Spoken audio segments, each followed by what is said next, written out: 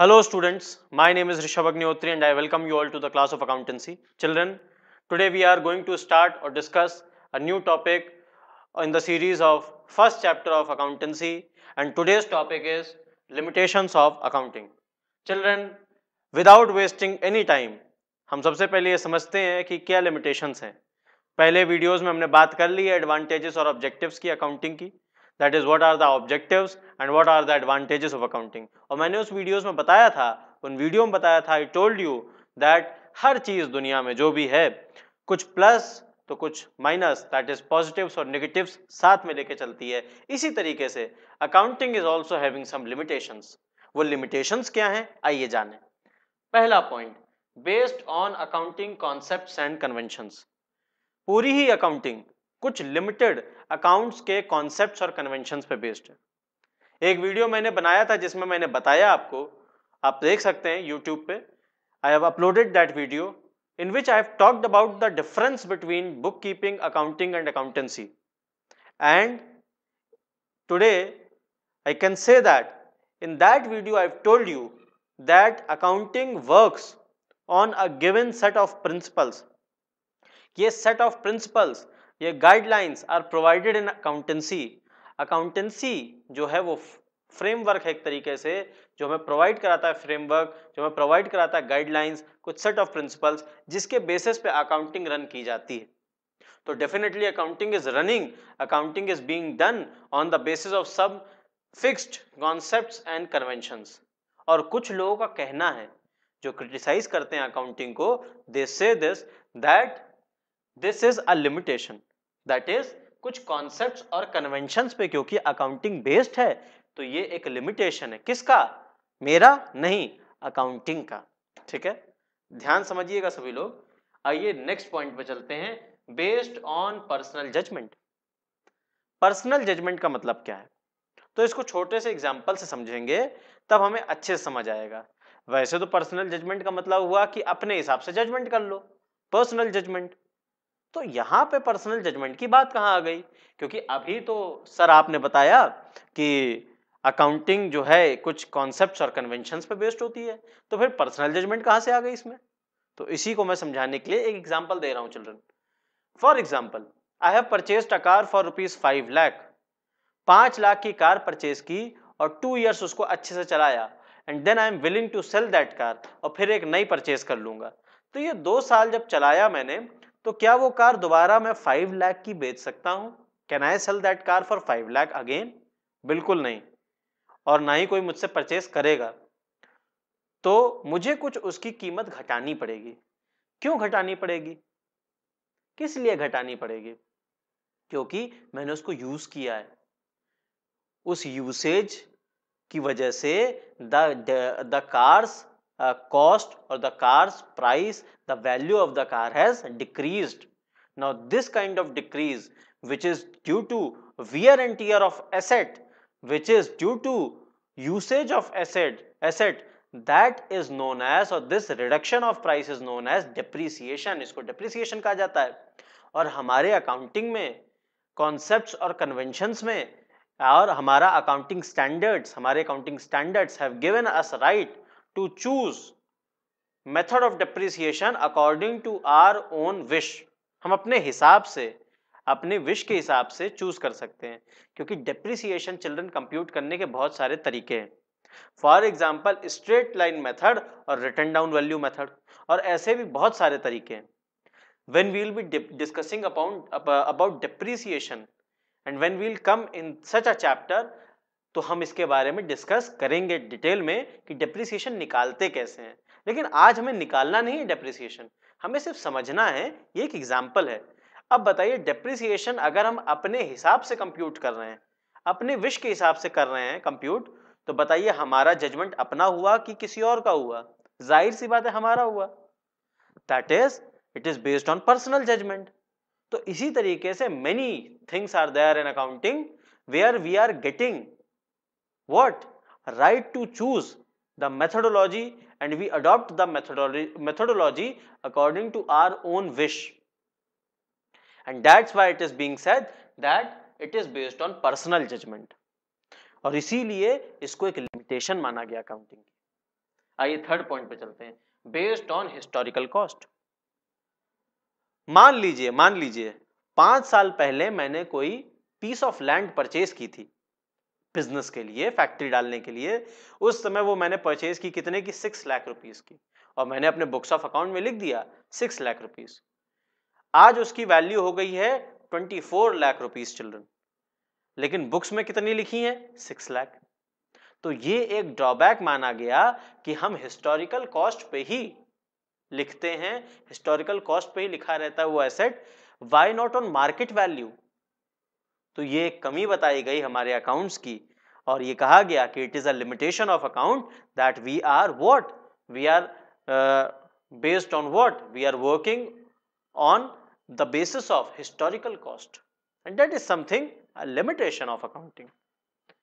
चलिए आगे बढ़ते हैं, फोर्थ पॉइंट पे आते हैं, लैक्स क्वालिटेटिव इंफॉर्मेशन। क्वालिटेटिव, भाई क्वांटिटेटिव पे काम करते हैं हम अकाउंटिंग में, क्वांटिटेटिव में कैसे सर? तो क्वांटिटेटिव में ऐसे कि मैंने आपको शुरुआत में बताया था कि आइडेंटिफिकेशन ऑफ ट्रांजैक्शंस करना पड़ेगा, तब रिकॉर्डिंग और क्लासिफिकेशन और सारी प्रोसेसेस होंगी। पहले क्या करना है, आइडेंटिफाई। आइडेंटिफाई किसको करना है, the transactions which are based on financial terms, the transactions which are based on monetary terms, उनको ही हम यहां पे रिकॉर्ड करते हैं। तो अब ये तो क्वांटिटेटिव बेसिस हुआ ना, क्वालिटेटिव बेसिस तो हुआ ही नहीं।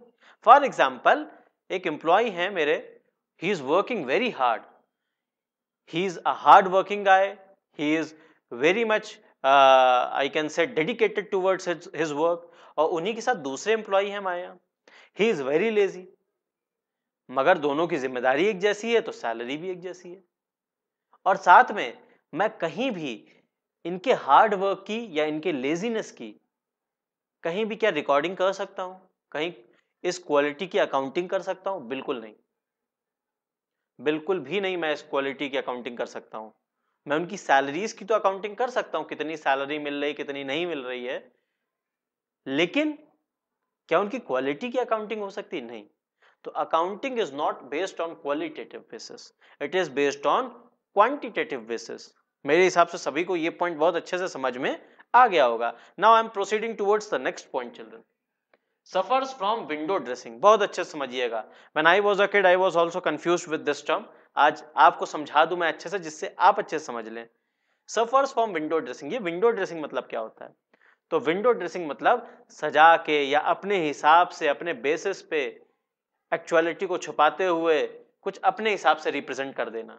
फॉर एग्जाम्पल, मैं चाहता हूं कि मुझे फाइनेंशियल इंस्टीट्यूशंस या बैंक वगैरह जो हैं या क्रेडिटर्स जो हैं लोन दे दें, और उसके लिए मैंने क्या किया, उनके सामने जो मैंने बैलेंस शीट प्रेजेंट करी या फिर उनके सामने जो profit and loss account present किया, वो प्रॉफिट अपने बढ़ा के प्रेजेंट कर दिए, इनकम्स जबरदस्ती की दिखा दी, even though I am not having that much income, but then also I have showed them, I have written down or I have mentioned such incomes which are not actually earned by me, and such projection or such a representation is what is known as window dressing। एक और example लेते हैं, government को हम taxes देते हैं, आपको पता है किस पे निकाला जाता है tax? Tax is always computed on the profit, profit पे टैक्स हम कंप्यूट करते हैं। तो टैक्स को कंप्यूट करते समय हमें समझ आया कि टैक्स बचाएं कैसे। So I have done one thing, मैंने हमारे यहाँ जो एम्प्लॉय हैं उनको सैलरी में 50,000 दे रहा हूँ, लेकिन मैंने अकाउंट्स में लिख दिया, बुक्स ऑफ अकाउंट्स में लिख दिया 80,000 रुपीज। नाउ 30,000 रुपीज से मेरे एक्सपेंसेस बढ़े, तो बताइए प्रॉफिट घटेगा कि नहीं घटेगा? सभी को याद है बचपन में मैथ्स में पढ़ा है, selling price minus cost price is equal to what, profit. याद आ रहा है सबको? प्रॉफिट एंड लॉस चैप्टर में पढ़ा है। तो जितना हमारा जो है सेल प्रोसीड से हमें पैसा मिला और माइनस किया, उसमें से जितनी कॉस्ट इनकर्ड है वो माइनस की, तो बचा हुआ प्रॉफिट।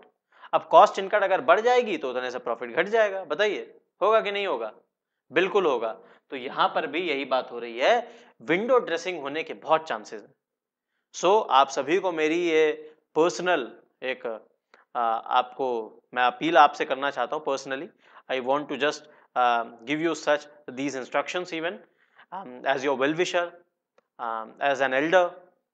आपको मैं यही समझाना चाहूँगा कि आप लोग कभी भी whenever you become an accountant, you reach somewhere in your life, never ever do these things children.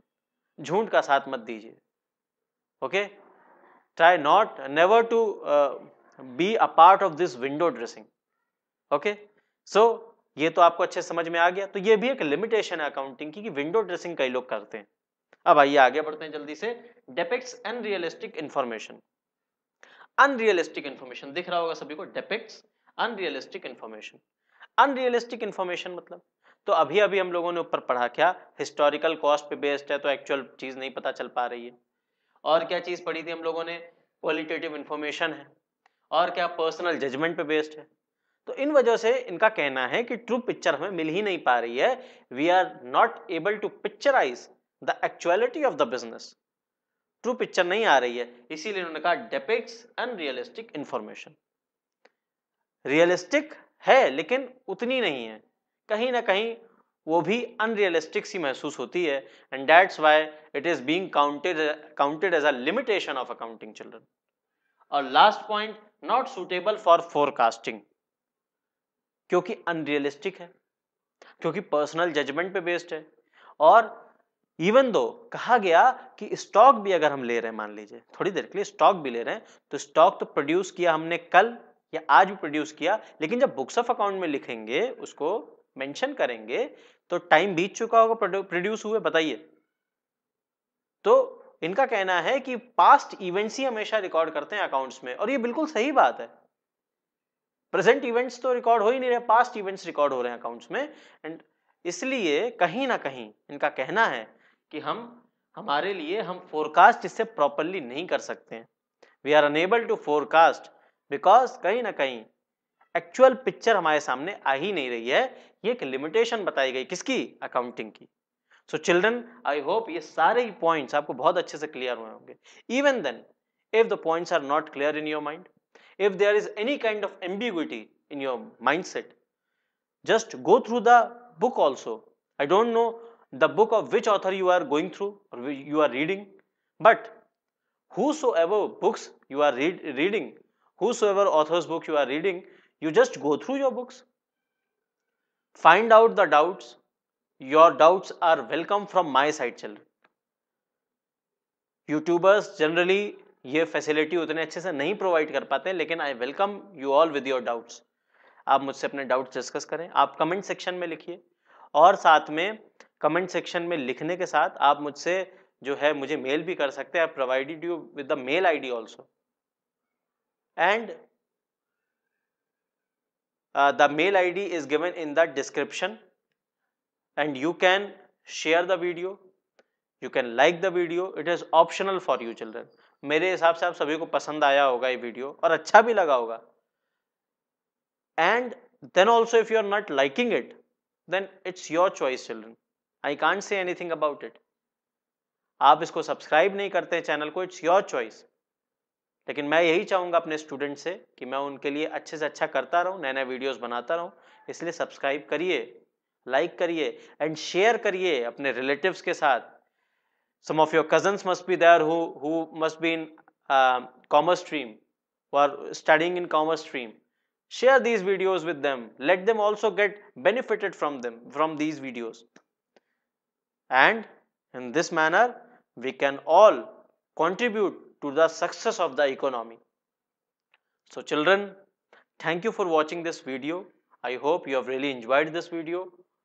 क्योंकि पढ़ाई के साथ साथ अगर समझ में आने लगे वही पढ़ाई अच्छे से, तो मज़ा ही कुछ और होता है.